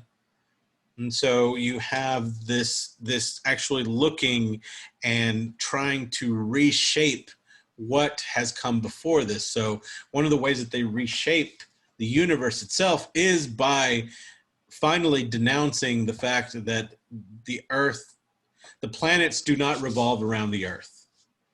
The Earth is not the center of the universe. You finally get, under Copernicus, the admission that everything revolves around the sun, that the sun is the center of our solar system, of our own solar system, that we revolve around it. We are just one part of a larger cog. And this being one part of a larger cog is really what plays into the philosophy and the science of Isaac Newton. Because one of the things, we all know about Isaac Newton and his thermodynamic, Newtonian physics, the laws of motion. He's a smart guy, okay? Him and his apples are smart. We know a lot about that, but one of the things that sort of gets lost in all of his, in the surface level reading of Newton, is that he believed in a thing called the world machine. And the world machine basically builds on his ideas of physics, that there are fundamental laws of the universe. He believes that God created an orderly universe, and everything in the world, everything in the universe is a cog in the machine. So that we are all part of this machine, machine planet, basically. That everything that we do, everything that we are, is sort of preordained, and it's sort of an essential part, kind of a circle of life type thing, where even in our deaths we feed the machine. Yeah, let's see the world machine. So this world machine gives order to the world. Gives us this idea that there is logic to the world, and logic becomes to be much more important to science and also to philosophy. You start seeing logic applied and criticism applied to different Earth-centered universe. Yeah, let's see. What is it? The Earth-centered universe was Ptolemaic. Ptolemaic was the Earth-centered universe. And then heliocentric is the sun-centered universe. So there is logic, there is order, and we need to put logic into the world, even if it means upending the way that we run the world. It must be logical. It must be reasonable. And two of the most important of these men are that look at the way that we could upend the order, or we need to put logic to the order, are John Locke and Jean-Jacques Rousseau, as they look and to make sense of government, make it a critical theory about government, and they actually take a lot of what Thomas Hobbes talks about this need for a strong ruler, this idea that human beings need a society. Locke and Rousseau are actually Rousseau is much more Hobbesian, as he's a much more cynical, whereas John Locke believes in the inherent goodness of people, and believes that human beings will come together for the greater good. But both of them create this idea of a social contract. They come up with this idea. They explain and refine this idea of a social contract, wherein there is this unwritten rule that needs to be written between the people and the governments. That it is not all of these different innate characteristics. It is not any of these outside forces that give leaders power and give leaders legitimacy. It is the will of the people. It is the will of the people, and the people can upend governments if governments are not actually doing what the people want. So this idea that regular human beings can take charge and depose unfit rulers is a pretty radical idea, and is an idea that's going to be important moving forward. The next idea that I wanted to go into before we get into capitalism is this. All right, so you have during this time all these old men all these guys talking about freedom and society and the greatness of men. It's always about men.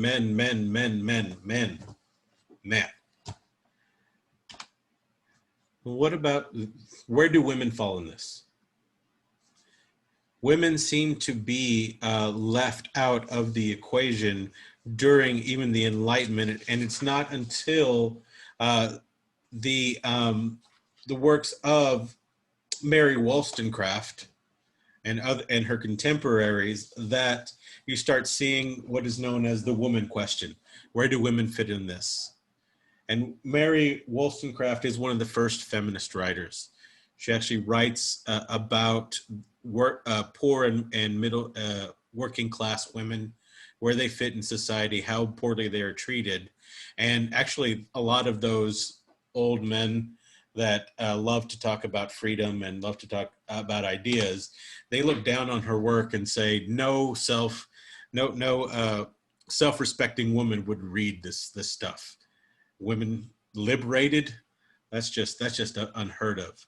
And so this notion of feminism is not a new notion. It goes back to the Enlightenment. It's just that women like Mary Wollstonecraft are sort of silenced by the people that are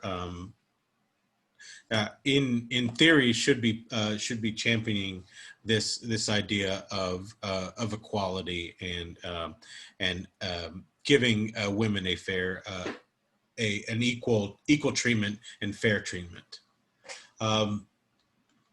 But we will come back, especially when we talk about France, about the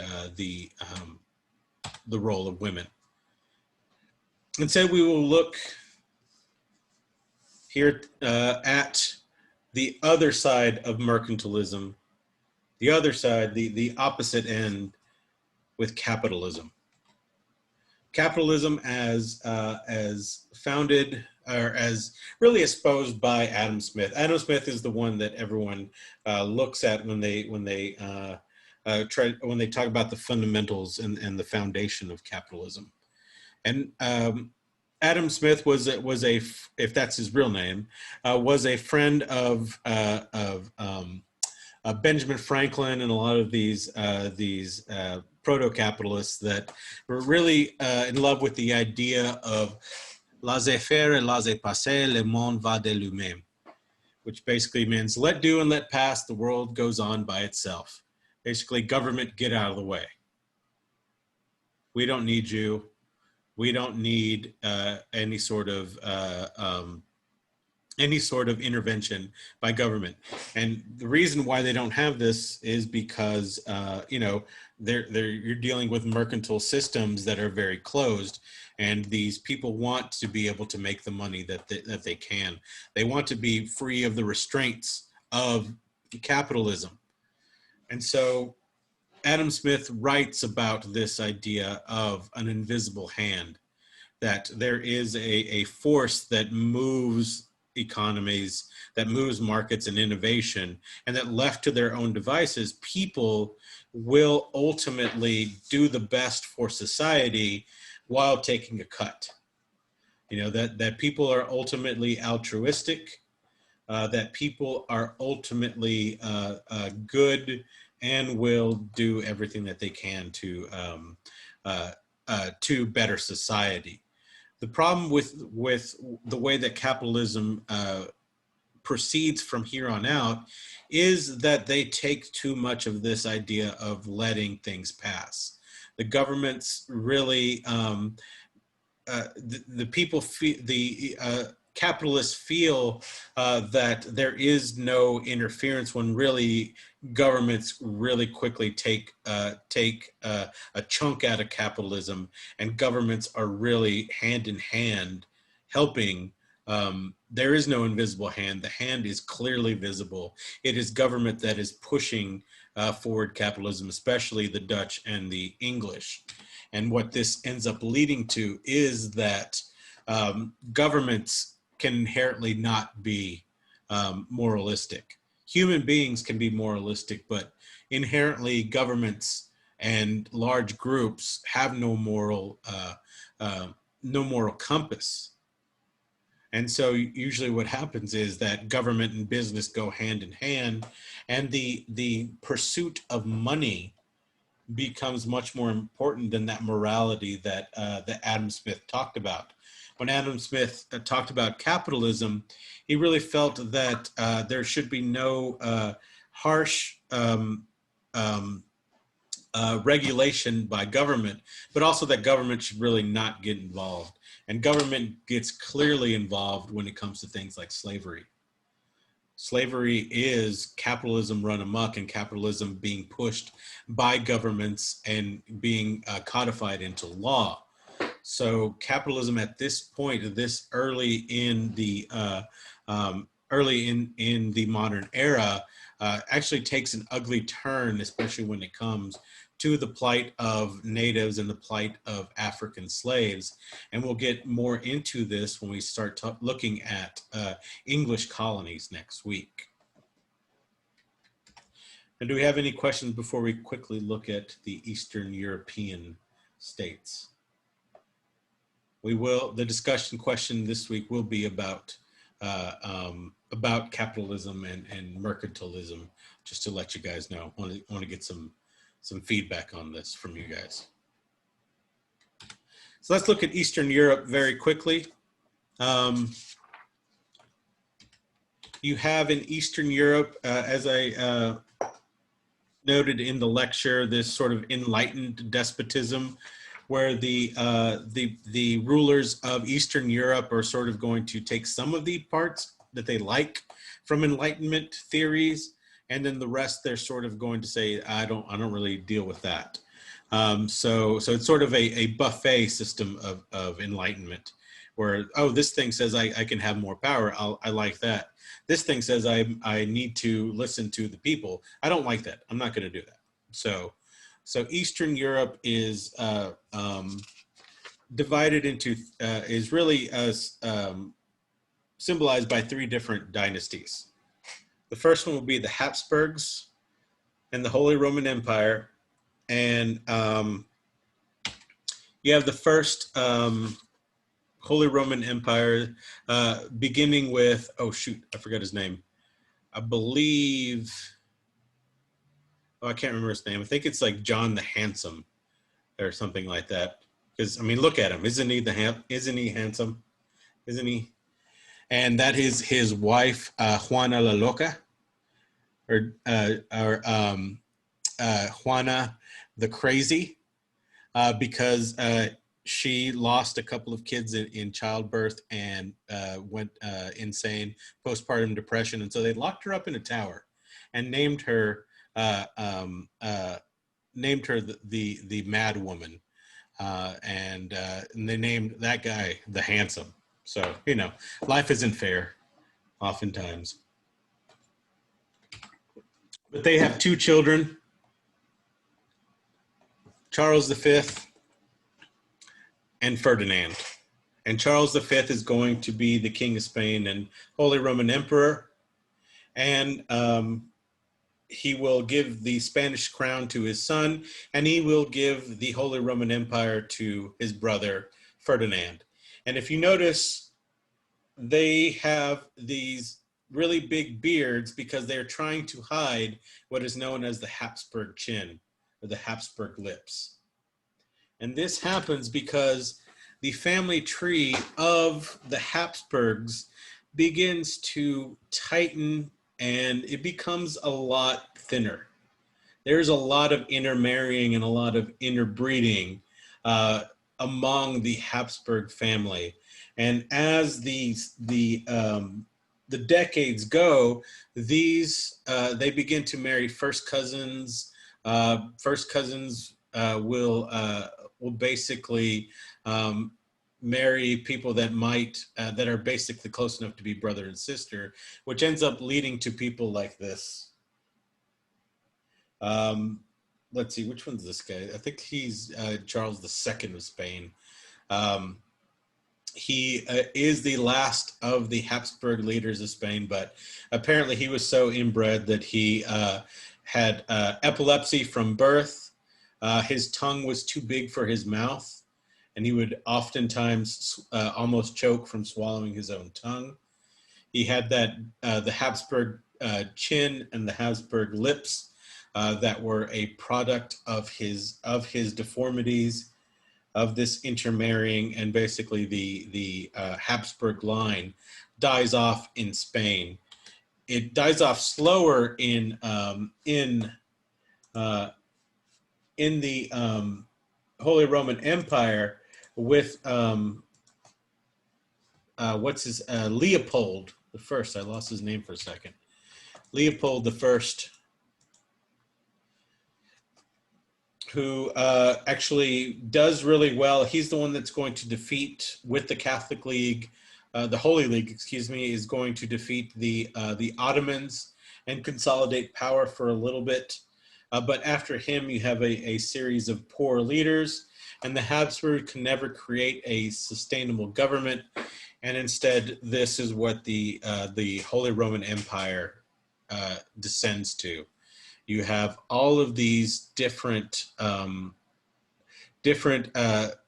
confederations, these different duchies and baronies that owe allegiance to other people, not just the Holy Roman Empire. And so, once again, I can clearly prove that the Holy Roman Empire is neither holy, nor Roman, nor an empire. But yeah, this guy had some rock star hair.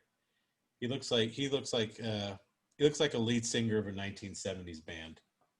Definitely cool. So the Habsburgs are going to lose control eventually of the Holy Roman Empire, and there will be a battle to take over this new state that will one day become Germany between the Crown of Bohemia or Austria and the Prussians, the Brandenburg Prussians. And the Brandenburg Prussians will be the northern German people that under Frederick William I. Frederick William. This is Frederick William, the Elector of Brandenburg. This is son Frederick William I, who will actually rebuild Prussia and make it into a strong government. And this is his poor son, Frederick the Great. Frederick the Great, all he wanted to do was play music, read philosophy, but his father wanted him to be a soldier. So from the age of 6, every day, Frederick the Great would be woken up by bugles by his bed, and he would go and eat to the sounds of cannon fire because his father wanted to make a man of him. At the age of 20, Frederick tried to run away to England with what some people say is his boyfriend, but was in the official record was his tutor. But he was caught, and his father punished him by killing his tutor and basically imprisoning Frederick the Great and making Frederick become a soldier for real. And so Frederick eventually takes over, declares himself the first servant of the state, granting freedoms to people, putting in some of the official Enlightenment philosophies, but not all of them. He doesn't really trust some of the Enlightenment ideals, especially about giving people. For some reason, he's not really able to trust human beings. Definitely not because of his upbringing, but he just never trusts humanity. And so, but he's known as Frederick the Great because he really pushes and consolidates a lot of power, buying up land, creating treaties that give him more land, and really beginning the push for Prussian dominance in the Holy Roman Empire. And then finally, we'll look at Russia. Russia begins to become very important with the reign of Ivan III, also known as Ivan the Great, who reigns from 1462 to 1505. And he's the one that's going to free the Russians from the Mongols. And after him, his grandson, Ivan IV, or Ivan the Terrible, will take over and basically usher in a period, 15-year period of fear and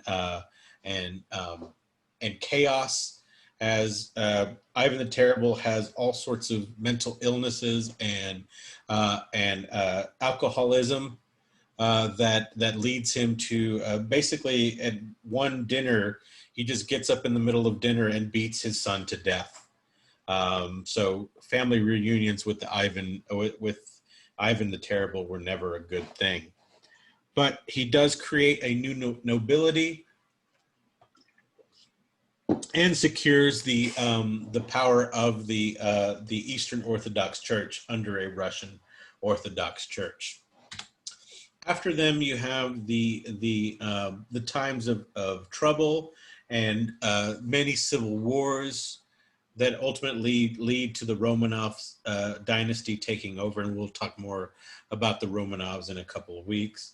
But Peter the Great is the most important of the early Romanovs, who basically modernizes Russia and opens up Russia to Western trade, especially with the English. And this is going to be important as England and Russia create the first of these North Atlantic treaties.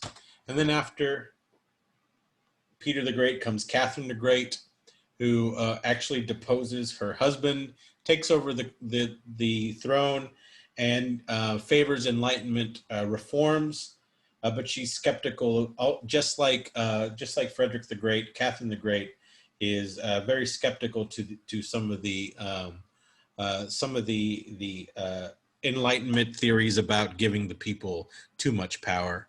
But she is going to continue this modernization of Russia and begin to make Russia into the powerhouse that it becomes. So basically, by the middle of the 18th century, you have 5 main powers dominating Europe. You have France, Great Britain, Austria, Prussia, and Russia. Spain is no longer an important powerhouse, and the Dutch Republic has basically been split by Great Britain and the Prussian states. So this is where we'll go ahead and leave off, and next week we'll go start looking at the colonies. Go ahead and finish up your exams if you haven't done so already, and we'll grade them this weekend. You should have all your grades back to you by the beginning of next week. If you have any questions or need anything, you can stay in after class. Let me go ahead and stop the share.